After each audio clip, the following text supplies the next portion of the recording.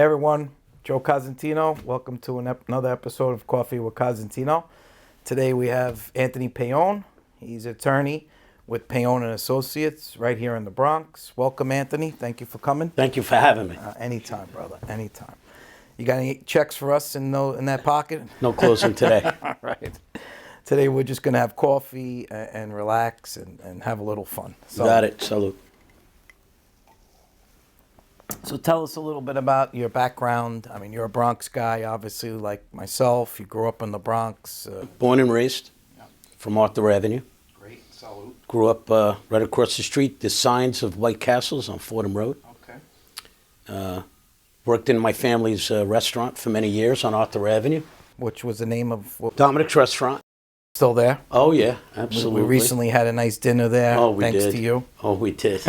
We had fun. Food's amazing. Yes. It's always great, family style. Yeah, we ate like slobs, Yeah. but we did enjoy our meal. Yeah. And it was decadent. I thought it was fun. It And was. it kind of makes everyone loosen up a little. Yeah. When you eat at that casual type We all of sit at dining. it's like Yeah. a Sunday dinner at home and with the family. We're sitting at a long table. Everybody's yelling, pass this, pass that.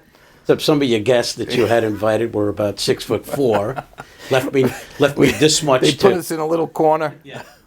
But it made for interesting conversation. It did. I thought that was fun. No, it was great. And that's where I got my start. Got to work behind the bar there.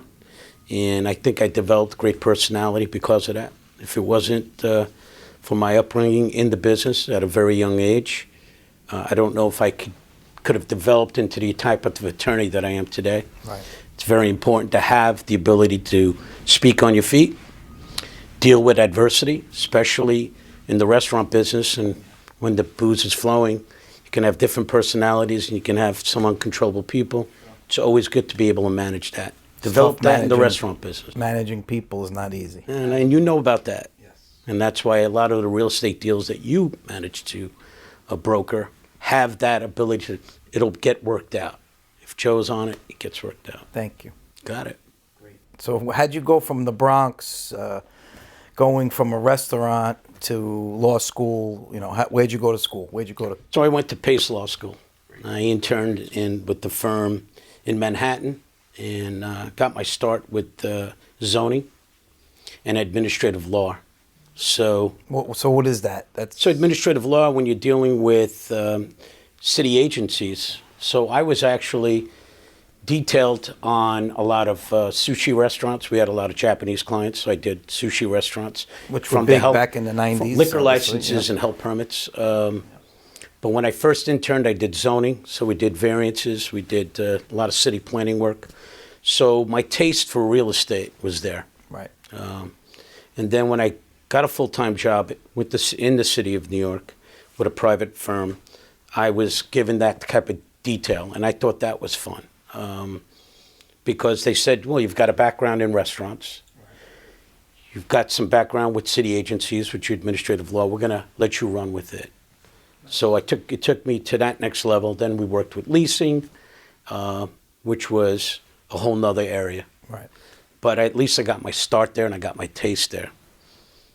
The late 80s, early 90s, the law industry changed a little. Mergers and acquisitions went down. A lot of firms had actually gone bankrupt. I resettled here in the Bronx. I wanted to take that community appeal. So you were working in Manhattan? I was working in Manhattan. So when I left Manhattan, I didn't go to another firm. I opened up my own practice, and I wanted to bring it back to the Bronx.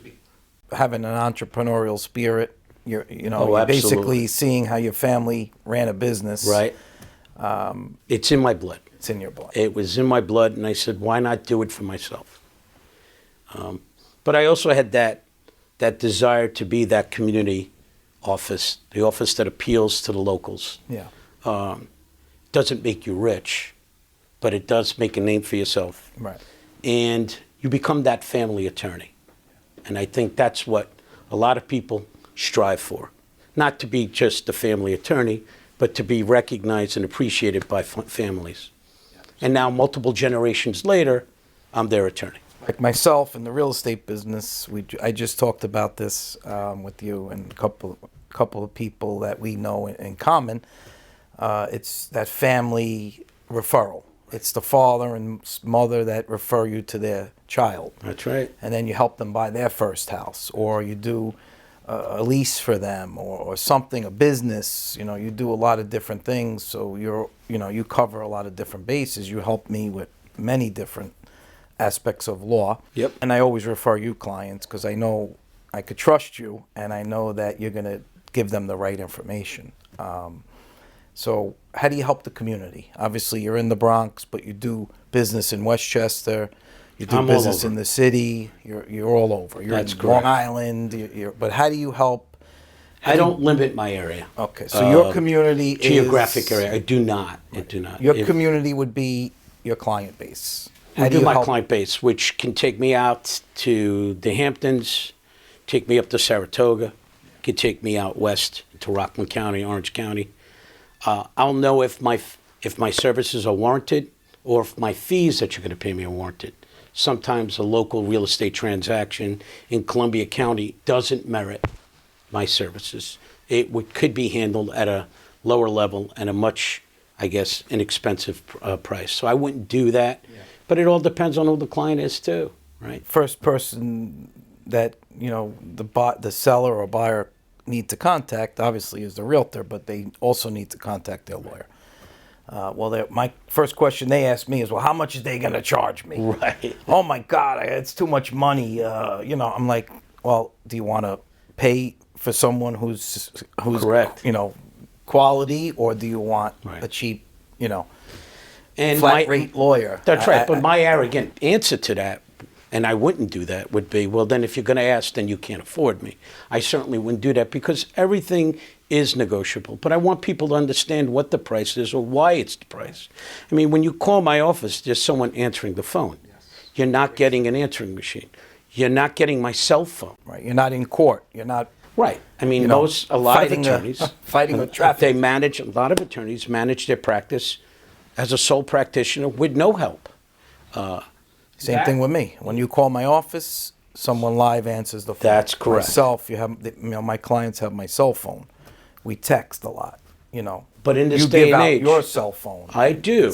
I do. Which But is if you want, uncommon for attorneys. I know today. that. But you have to understand, if I am representing you in a transaction, and my cell phone rings, I'm not going to answer it.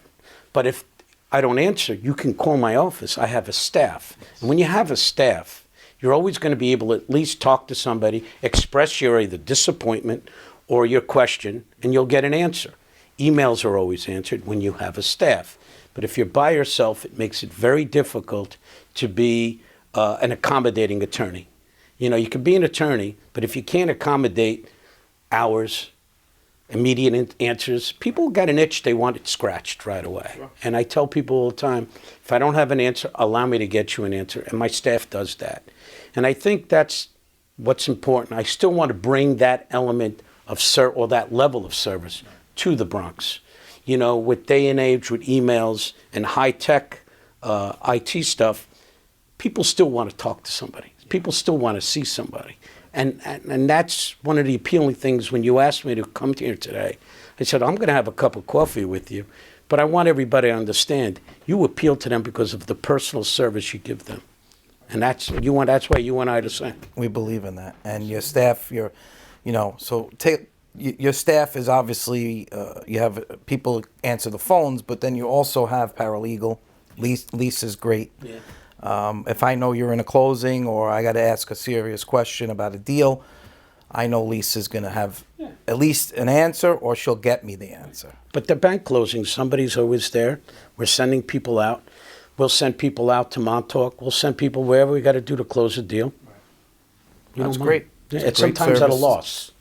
Right. The hours we spend on files surpass what I could be charging.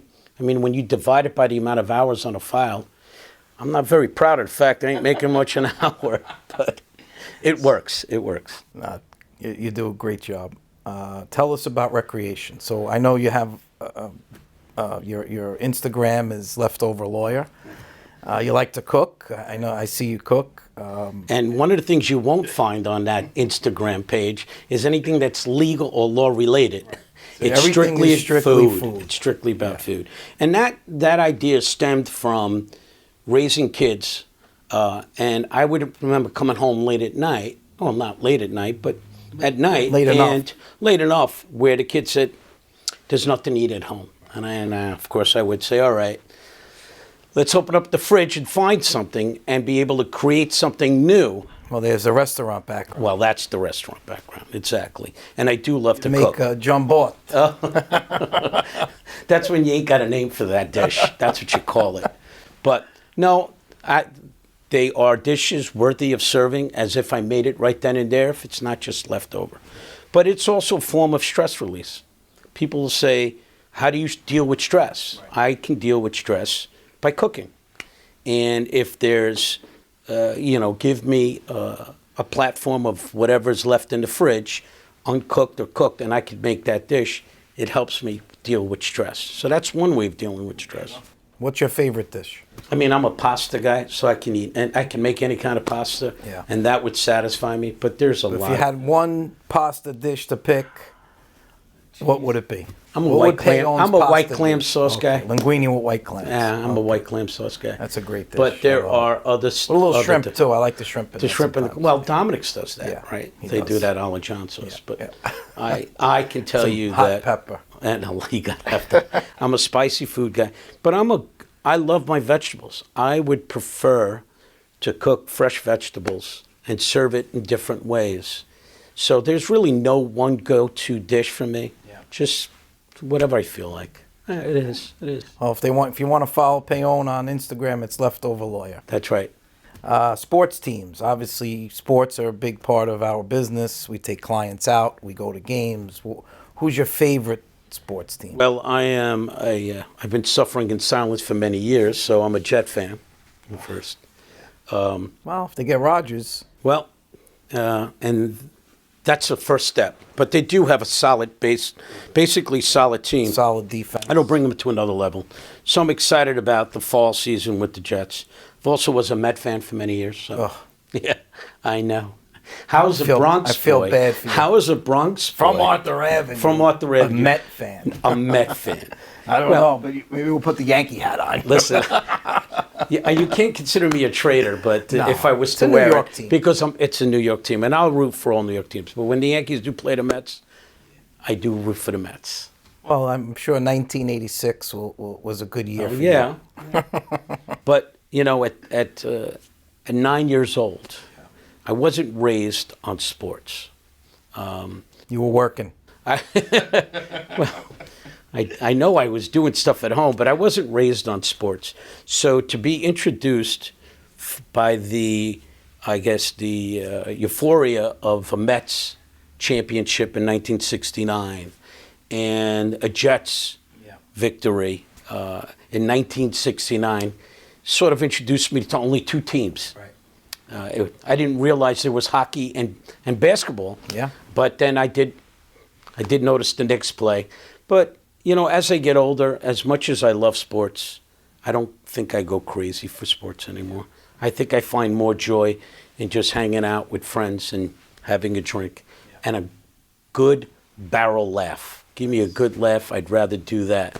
Well, you go up to Saratoga a lot. You do like the horses. I love the horses. So that's a form of sport. And that's fun. And I love the regalia. I love the fanfare and that people do get into that sport, especially during the summer. It's a great place to be. Yeah, tell us a little bit about how the life is up there in Saratoga. It's actually... It's a part of New York. It is. There's a lot of real estate going on. The funny part about a lot of people don't realize this, the funny part, and I'm wearing cufflinks that show the map of the Bronx from 1919. Wow. Now, of course, you can't focus in on it, but I do have the same map in my office. Yes, I've seen it. And right where we sit was Morris Park Racetrack. Yes. Horse racing was here. Yes, I know that very well. So it's ironic, I guess. I actually have all the pictures inside. I'll show you. Oh, you do? Yeah, You do? I have I think it was 1900 to 1920. Right. But then they turned it into an auto racing track. Right. And then I think it was actually an airfield. They used to land That I planes don't there. know. Yeah, I have pictures of that. But if you look, I think around the 20s is when the grandstand burnt down. Okay, that's correct. But if you look at, and if you want to focus on real estate, because we are getting off on what we love to do, but to bring it back to real estate, when you look at some of the deeds in this area, there are restrictive covenants. What are those restrictive covenants? When these were farmlands or they were barns, they were restricted from raising horses or, creating certain things that would compete with the original owner of these properties. They didn't want competition. So you could see some of these restrictive covenants still in the deed today because it stems from when there was a racetrack here. That's amazing. Yeah. It's amazing. Yeah, there's a lot of history in Morris Park. Absolutely. Obviously, we're part of it. We're in it. It's a great place to work. It's a great place to live. You own real estate yourself. Right. You have a couple of buildings in the neighborhood. Easy now.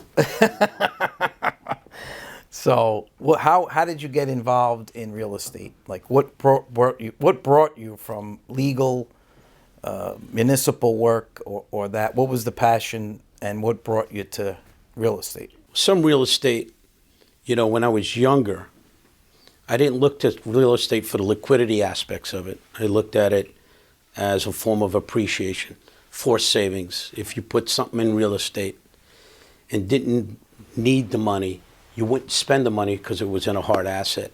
That over time would always appreciate. Yes. I mean, you would see in the short run maybe dips and drops in values, but in overall, there's an appreciation. So it's a form of forced savings for many. If you look towards real estate for liquidity only, they're not going to be there all the time. So you always have to examine the numbers on a real estate deal. When you list a property and it's investment property, you're going to highlight those values, the liquidity of it, the cap rate, things of that nature. And to an investor, that sometimes is important. But sometimes it's not. There are a lot of investors that that will buy it and leave it empty. Yeah. Because eventually they know what they want to do with it, and it will undoubtedly, over time, appreciate in value. Yeah. Proof is right here. Yeah. I mean, you did my closing Right, here. right, exactly. And this building almost doubled in value. I bought it. It was messed up CO, vacant, needed repairs, and I came to you. I said, I need to buy this building, and you said. But you assessed the risk. You knew what you were going to do. I knew what I was getting into. I knew the risk, but there's a great reward because now I have a great location. Great studio. Great studio, and the building has appreciated. I just refinanced recently, right before the rates went up, crazy. So I was able to get a better rate and level out some of the bills and recoup some of my money that I put in because I did have to do some work. That's right. So where do you see Paone in 5 years? I'm hoping with a drink on the beach in Fort Lauderdale with you, but I do see myself continue to work. I think sometimes we just fade out. Some attorneys just want to fade out. They just don't want to hand over their practice. Realtors too. They don't have that succession plan. Right. If that's not in place, I do see myself wanting to stay in the business. I think it'll keep me mentally healthy. And you know what? Over the years, you've developed such a good friendship and relationship with most of your clients. You hate to say goodbye to it. Sure. Right? And the realtors and title people. Well, I could do without you. But, no, but you understand. And I think that's really important. Well, thank you for coming on. I appreciate it. You kidding? Appreciate Thank all you. the Maybe all we'll the have hard better. work Maybe you we'll did. have better coffee next time. Yes, we'll have better coffee. We'll get it from Conti's next time. Yes, absolutely. So Anthony Paone, Paone and Associates, right here in the Bronx. If you need legal help, reach out to him. What's the best way they can reach out to Anthony Paone? 718-892-5846. It's the number. It's my office. Someone's always there to answer, and someone will always make sure your questions are answered. Great. Thank you, Anthony. Thank you, everyone. Thank you Take for care. having me again. Thank Salute. you.